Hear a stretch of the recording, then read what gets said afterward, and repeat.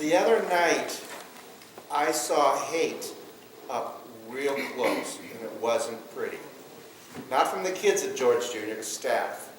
It was staff.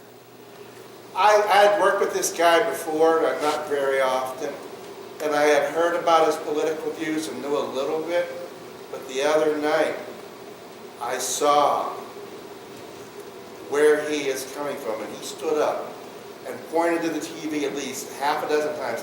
I hate that man! I hate him! Nobody knows how much I hate him!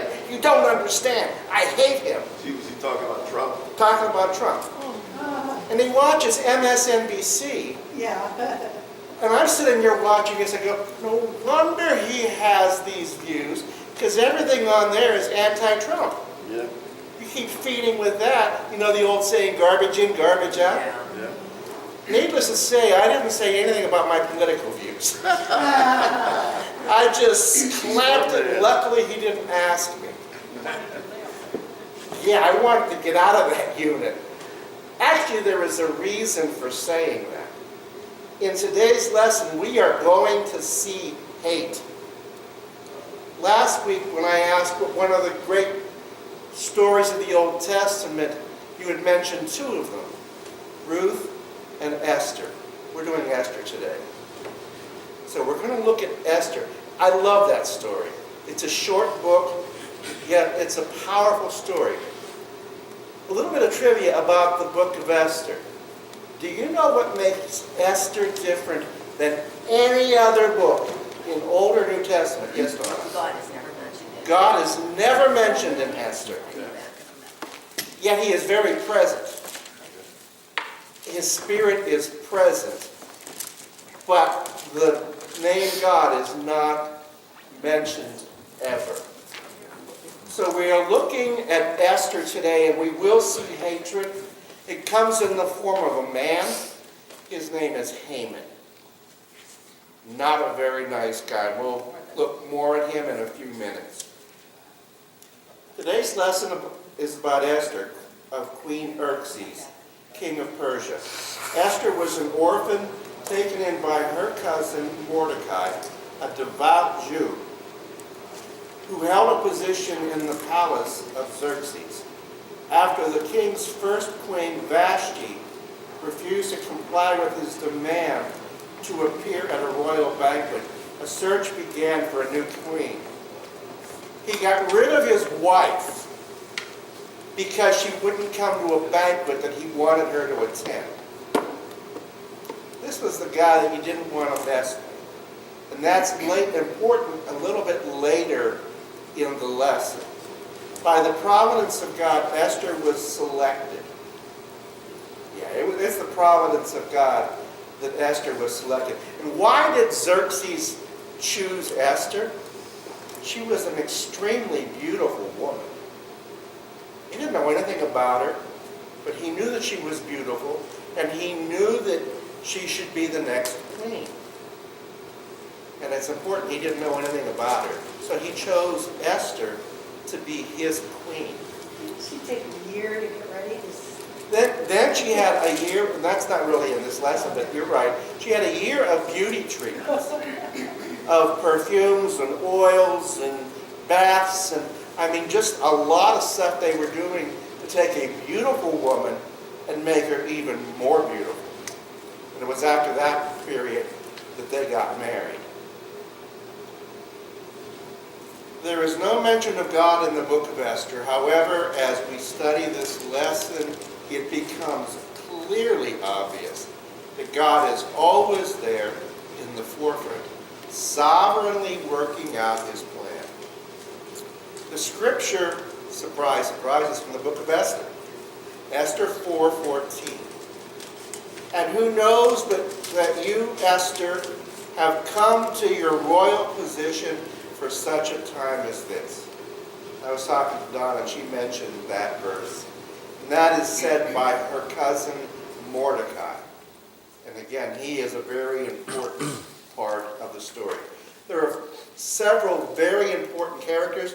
One, of course, is the king. Then there is Esther, and there is Haman and Mordecai. They are the four major players in this small yet powerful book.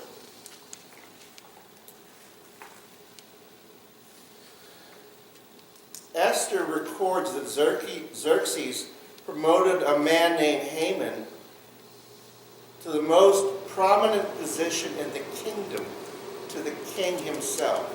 Such a promotion required others to show respect by bowing before Haman. However, Mordecai, a devout Jew, refused to bow in reverence to Haman. Haman was an extremely arrogant man, and he became very angry with Mordecai. In his anger against Mordecai, he initiated a devious plan to annihilate all Jews within the 127 provinces of Persia.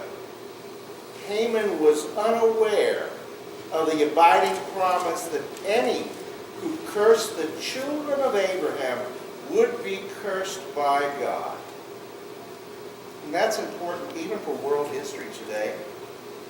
Basically, and we'll get right back to this, look at every nation that has come against Israel, from ancient times through modern times.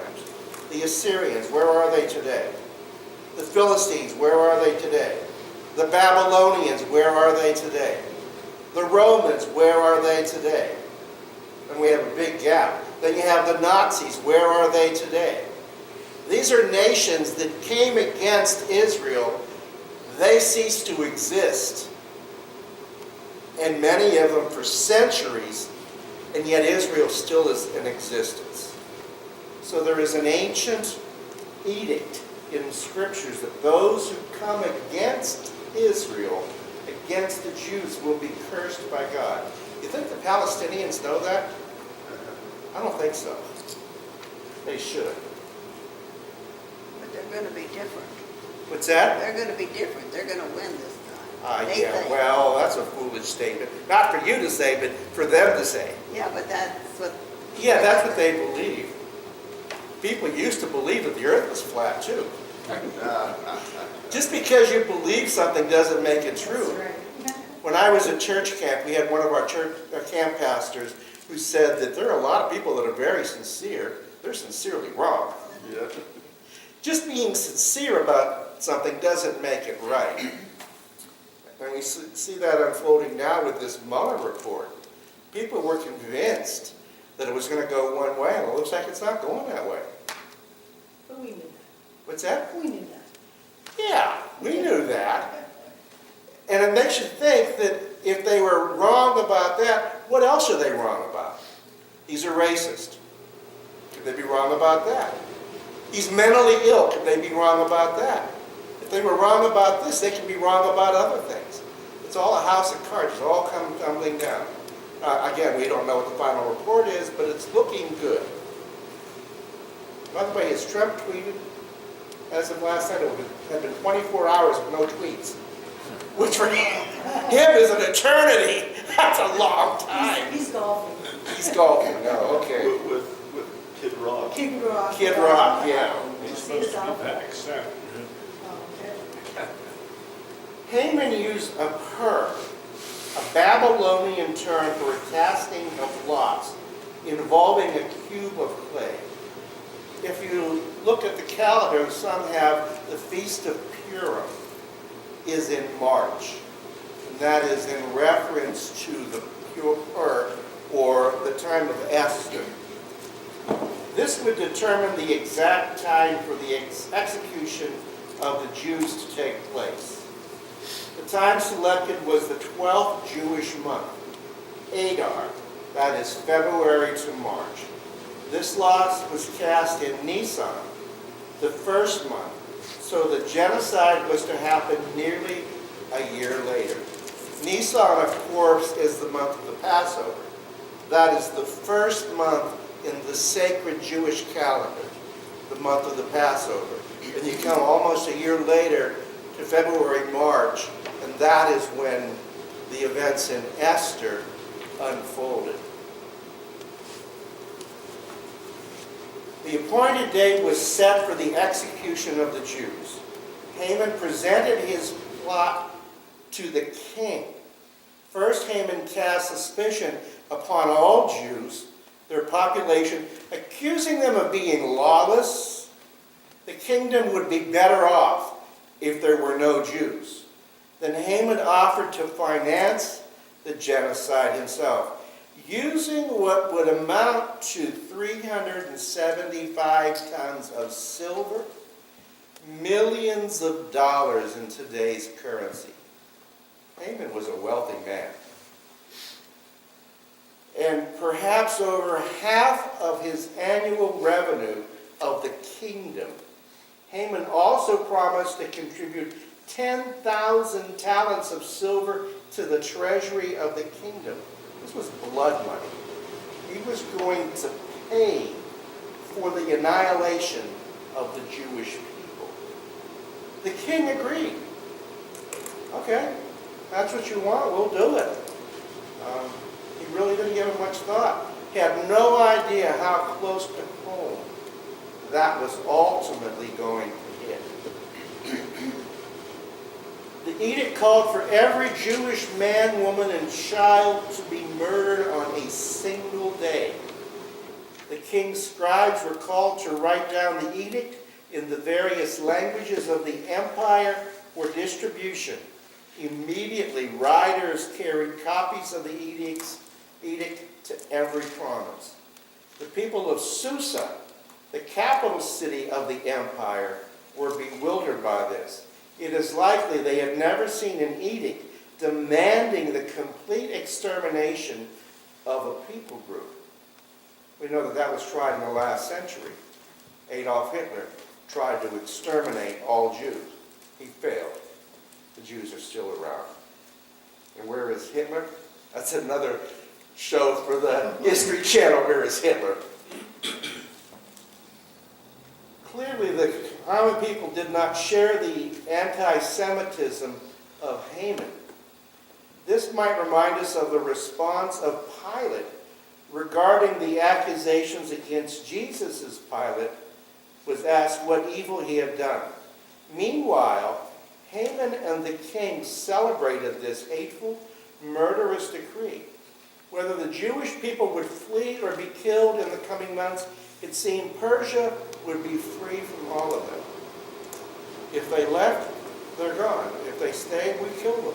We will have no Jews here, and we're the better for it. That's where we enter Queen Esther, who is a Jew, unknown to anybody else in the story except for Mordecai. And it is important to remember that her cousin Mordecai worked in the court of the king, and he was a godly, devout Jew. Needless to say, Mordecai was not real popular with Haman. God's providence is already evident in this story. Note that the lot for an execution day was cast nearly a year in advance. This provided time for God's purposes to be carried out behind the scenes. No matter what we may be facing in life, regardless of how hopeless things may seem to be, we can keep in mind that God is in control of events. We may not be able to see him at work in our circumstances, and indeed may never fully understand his purposes. We can find encouragement to know he is always there. He is worthy of our trust in him. And that was the position that Esther was in. It was totally trusting God. Because if God didn't come through, it could be very bad. Now, okay, Esther learns of the plot. And she gets a message to her cousin Mordecai, who by now has been banned from the palace. And he's outside the gate. Apparently, Haman saw to his banning from the palace grounds. Mordecai receives the word from Esther of the edict that has gone out that all all Jews are going to be annihilated. Needless to say, he is greatly troubled by this. But he also realizes he has a tremendous ally in the palace, in the queen, his cousin, a Jew. And so they make a plot between Esther and Mordecai, that there be a period of prayer and fasting. 3 days. The edict is to go to all the Jewish people in all the provinces to spend 3 days in prayer and fasting. Because literally, the existence of the Jewish nation hangs in the balance. At the conclusion of that, the king approaches the king and says, I want to have a banquet, and I want you to come, and I want Haman to come. Now Haman is thinking, wow, the queen wants to invite me to this private banquet with the king? I must be something really good. In the meantime, he had a gallows built that Mordecai would be hung on. This banquet with the king and the queen goes on for several days. And as it goes on, Haman's feeling pretty darn good about himself. Boy, I am really a privileged citizen here. In the meantime, the king learns that somebody has done a deed to protect the king, finding out that that was Mordecai. And so the king says to Haman, what should I do for the person who has done this wonderful thing? And Haman's thinking, that's me. Have him ride on the king's horses. When it's revealed that that is Mordecai, Haman is terrified. And at that same time, the king becomes furious when Esther reveals the plot to annihilate her and her people. Now, this is the first time that the king knew that she was a Jew. Haman definitely didn't know that she was a Jew. And when he was there in the presence of the king and found out that the queen was a Jew, he became a terrified man. And he began begging and pleading for the king's mercy. Mordecai was hung on the gallows, or Haman was hung on the gallows prepared for Mordecai. The Jewish people were saved.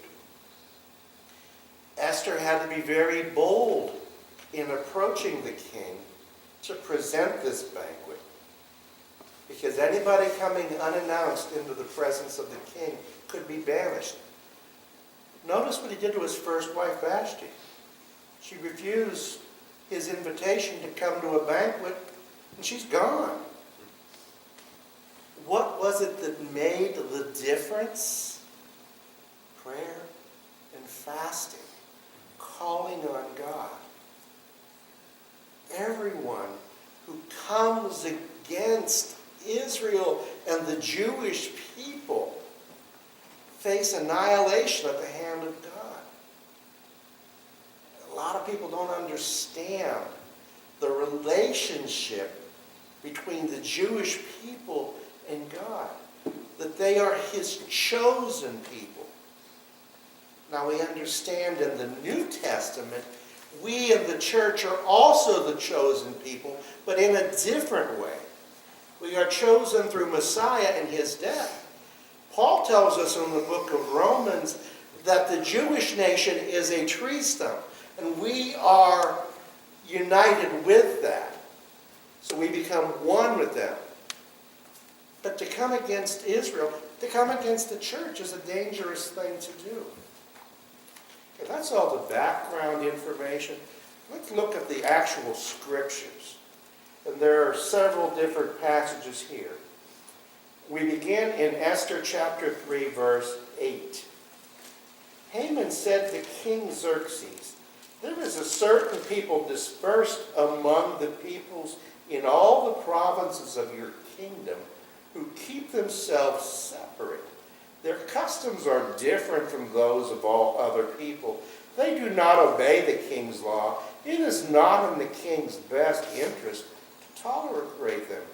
If it pleases the king, let a decree be issued to destroy them, and I will give 10,000 talents of silver to the king's administrators for the royal treasury." What do we see here? Taking a lie and making it look good. Who is a master at that? Satan. You go back to the Garden of Eden. The serpent. Remember, in the Garden of Eden, God specifically told Adam and Eve, "Do not eat of the fruit of the tree of the knowledge of good and evil." Don't do it. They could do pretty much anything else they wanted. And what's the first thing the serpent said when he came to Adam and Eve? Did God really say that? Questioning the very word of God. And I got Adam and Eve to think, well, maybe God didn't say that. So they ate. And God said to them prior to that, "On the day that you eat, you will die." Well, they didn't die physically that day. They died spiritually. It was a spiritual death. And the only way to rectify that spiritual death through Adam and Eve is to be born again, to invite the Spirit of God to come into us so that we then become one with Christ. So the decree goes out, and it pleased the king. Oh, okay, that sounds good to me. Again, not understanding how close that was going to be to his own family, his own wife. Hatred is a terrible thing. And to see it the way I saw it the other night, the way that man was acting, like, wow. And you wonder, what does it take? I'm not saying this man is like that or would ever be. What does it take to go into a synagogue full of Jewish worshipers in Squirrel Hill in Pittsburgh and gun down all these innocent people? Hatred. What does it take to go into a mosque in New Zealand and mow down worshipers? Hatred. Hatred is a powerful force. What did it take to fly airplanes into the World Trade Center in New York City? The President of the United States at the time nailed it. This is an act of evil. Evil people do those kinds of things. And we need to contrast that between the actions of Christ people. The actions of Christ people must be done in love. And you look at the good works that are done, the social ministries that are done in the name of Christ. Many hospitals, many nursing homes, all kinds of ministries out there have been started out of the foundations of the church. And you hear a lot of anti-Christian sentiment out there. But if you were to remove the church and all of these Christian ministries, that's not a world that I would want to live in. That's not a world that you want to have anything to do with. And we in the United States right now are in a spiritual battle for the very soul of America. America is two very different places. Those who wanted to succeed and continue prospering under the hand of God, and those who want to take us into places where we don't want to go. Some people do. To see the way certain people act towards others just because they have a different viewpoint. To not even allow them to express a different viewpoint. is truly a tragic, serious time we live in. And so the king was happy to oblige Haman. It's no skin off of my nose, or so he thought. So the king took his signet ring from his finger and gave it to Haman, the Agagite, the enemy of the Jews. Keep the money, the king said to Haman, and do with the people as you please. Whatever you want to do with them, I don't care. Then Esther sent this reply to Mordecai. We're now in the 4th chapter. Go, gather all of the Jews who are in Susa, and fast for me. Do not eat or drink for 3 days, day or night. I and my attendants will do the same. When this is done, I will go to the king, even though it is against the law. If I perish, I perish. I will. And what is Esther going on? The power of God. Total dependency on God. I think that's one of the problems in the church today. There are a lot of problems. Do we totally depend on God? Or do we depend on ourselves and our own bright ideas and our own schemes? Or do we truly depend on God? Esther was in a situation, if God does not come through, she's dead. Not only her, but Mordecai is dead, and all the Jews are dead. This could seriously backfire. And as she approached the king, she had absolutely no idea how it would go. She could go in faith, she could go in confidence, but ultimately she didn't know. But that really doesn't matter, because God knew how it was going to go.